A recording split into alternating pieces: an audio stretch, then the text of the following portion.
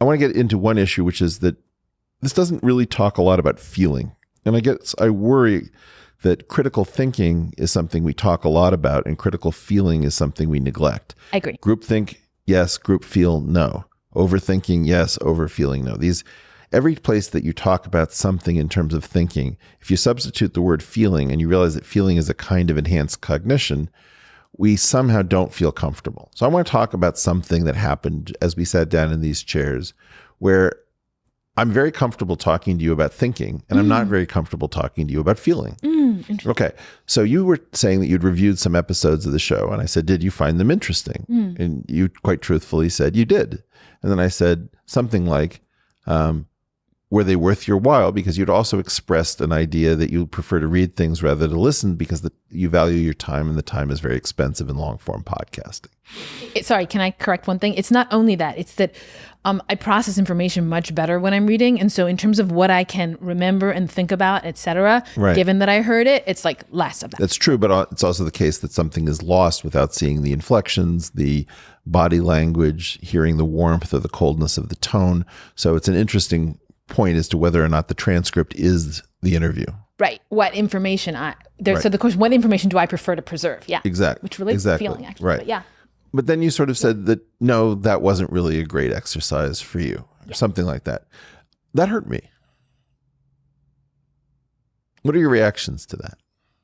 I think that the show is quite a bit better, and particularly one or two of the episodes that you listen to, I think are extraordinary. And it made me feel that you could not possibly have seen what it is that I saw in those one or two episodes, because it would have been worth 10 hours of your time, because it was so rare. Now, I could be wrong. So it's very interesting that, of course, I have a vested interest. And so I'm budgeting something for my own distortion. I'm also thinking about what the feedback I've had, how specific the feedback is. It made me question whether or not I viewed you as a reliable receiver of the content of the show.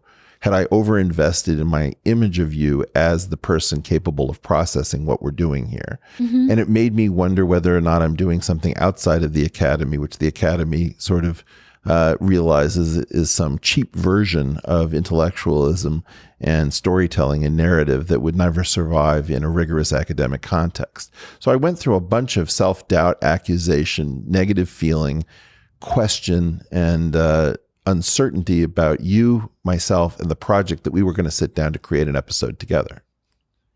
This is a great question. So I guess let me report a bunch of different things. So like the first thing, when you asked me, like, how does that feel to me when you said, like, that hurt me? And immediately I felt hurt. Like, I felt like a reflexive, totally not conscious, empathetic response. Though I didn't at the time. When I first said it, it didn't hurt me to say that to you. But it often, I don't... well, I should say both of us are quite disagreeable as people. And that's my perception, that both of us feel comfortable contradicting something it's an issue about the courage of your convictions. And I think that you in general have very high courage of your convictions and are willing to share. Oh, but also it's an issue of, I had no perception at all that it hurt you when I said it. And I'm often bad at picking up on those signals, and that makes it easier to be courageous. I was masking it because it was obviously a vulnerable question. So the last thing I wanted to do was to signal to you that I could be easily hurt. Fair enough. But perhaps also I could have, if I were somewhat otherwise, I would predict that or something, but I didn't at all, actually. Cool. Okay. I guess, so that was just my instinctive response. And now, like, I think that your subsequent ruminations, maybe the most interesting bit in them is the bit about academia, right? So what's interesting to me is that at the moment at which I have this response, it is attributed to me as an academic, right? Like it's episode 19 of this show, is about the kind of things that take place in universities all over the country that I'm alleging that has not filtered out to some extent to the general public. Right. Like there's a tremendous amount of pressure to survive in academics, causing people, in my opinion, just as we say that, let me say it differently. Concentration camp survivors from World War II, death camp survivors, will often say something if they trust you, which is, don't celebrate us because the ones who survived weren't the good ones. We did what we had to do to survive. It's the ones who perished that you're really thinking about. It's a very tough thing to say. In general, when I meet somebody who's succeeded in academics, they're always under a cloud if they did it under this era, because the pressures are simply too severe. Now, some people do better than that. You know, if you're good enough, you can have a peacock's tail that you, in fact, are an ethical academician. But in general, people are going to have to take intellectual and moral half measures in order to survive in this competitive of an environment. So I was trying to talk about that in episode 19, not actually attempting to single out an individual. There's the weirdness that simply talking about a problem in a particular case, when people haven't understood that problem, will tend to privilege an individual. But by the 100th case of it, you start to realize, oh, this is a general feature pervading the society. Good.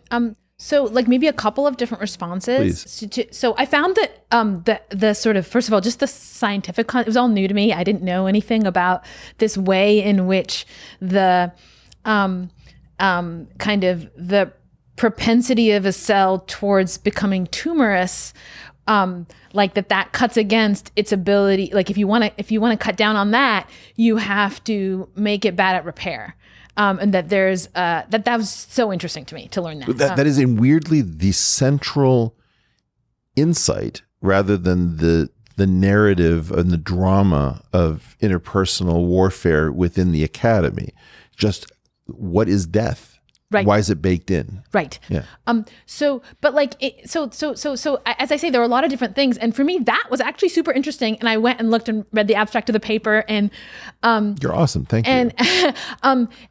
But I guess the thing is, like, I did feel that the sort of thrust of the episode was supposed to be like, this is how things can go wrong. And I get that on an interpersonal level, it is that. But the way I hear the story, there was this incredible scientific discovery that happened partly because of an academic context, and it happened, and the truth got out.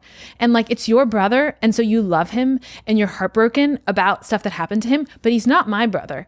And from my point of view, like, look what academia did. It got this amazing truth out. Are you fucking kidding, Agnes? Let's actually do this as a emotional and cognitive. Good. Who gets to leave children? People who get to become professors.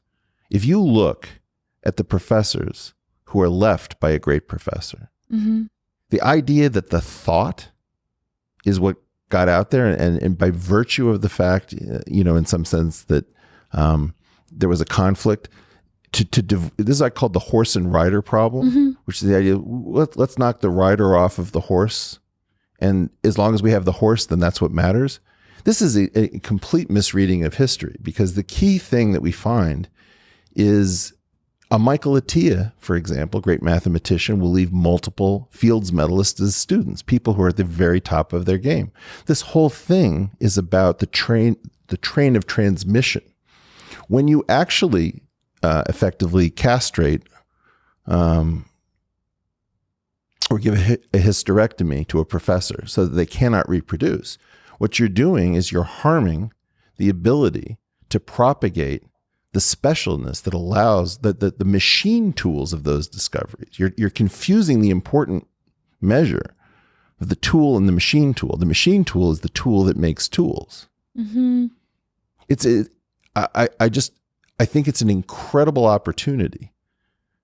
And, you also have written on the subject of anger, right? Yeah. This is a question of functional anger. I find that outrageous, what you just said. And I don't think that I find it outrageous because I'm flush with chemicals. And I don't think it's because it's my brother. If you were to talk to me about Douglas Prasher was one of the people who gave us green fluorescent protein, or GFP. He was driving a shuttle bus in Huntsville, Alabama. Before I was championing my brother, I was championing Douglas Prasher, because how could it be that the person who should have been on the Nobel Prize for GFP, in full view of the academic community, was driving not only a shuttle bus in Huntsville, Alabama, but after being featured in the New York Times with a full, top above the folds picture of Doug, a year later, he was still driving a shuttle bus in Huntsville, Alabama. And I mean this with all academic rigor. What the fuck is wrong with that thought process, that's what you think? So I think, like, I'm not sure you're clear in your own mind as to exactly which bit of this you find offensive. It seems to me that from the way that you were just talking about the Douglas Prasher, Right. That a lot of it for you is about credit and who gets credit. It's about reproduction. So your problem is that Douglas Prasher didn't get to have students. Douglas Prasher didn't get to have students. This is just like an amazing inability to understand what the game is. If you Your brother did get to have students. No, he didn't. Well, I mean, No, he didn't. he went on to teach. Didn't he have He students? taught at a weird undergraduate institution with no graduate program. You're really not getting it. But didn't he choose to teach there? And didn't he see that teaching? His description of that teaching there was that it was extremely valuable to him. Yes, to do it in that way. it's a very sweet story. And right now, for example, I have a Discord group, and I am teaching people with no formal background how to see gauge theory. Mm-hmm. The key point is that you don't understand what a university is. It's a very special place. And who gets to reproduce and who doesn't is the story of our future. I mean, this is about, so we belong to this Jewish tradition, and I always use the same phrase, Lador Vador, from generation to generation. What has gone wrong in the academy that it sees things in terms of credit, status, and all of these things? It's about the resources and the ability to reproduce students in an incredibly intensive relationship where there is a transmission. You see, in my field, in mathematics, the top mathematicians, they have not externalized what they know into their papers. It's a fraction of what they know. You still can't get at these relationships from reading work. You actually have to go and you have to sit with the people who produce the papers because it's the machine tools. Mm-hmm. I mean, it's weird to me that, like, in some way we agree more than I thought I would. I thought we would on that point. In that, look, I think that teaching is the fundamental activity of a university. I don't think so. But so there's some other magic way that this reproduces? Research is the fundamental activity of the research university. The problem with the university is that it's a confusion. And if you think about the biathlon, which is what I always give as an example, first time I heard about the biathlon, I laughed. Cross-country skiing and riflery. What the hell are these two activities doing in one sport? Well, if you live in Finland, you know exactly why you would want to combine those two activities because you've got Russians on your eastern border, right? And so in general, this is an activity that's important in Norway and Sweden and Finland and Russia and places like that because you shoot the enemy while on skis. Mm-hmm. Okay. The teaching university is an incredibly confusing object to many people. Because of the Vannevar-Bush Pact called the Endless Frontier, we agreed that we were going to have the federal government's investment in blue sky research only done through the universities effectively. And that meant we took an incredibly important facility and we confused it with teaching.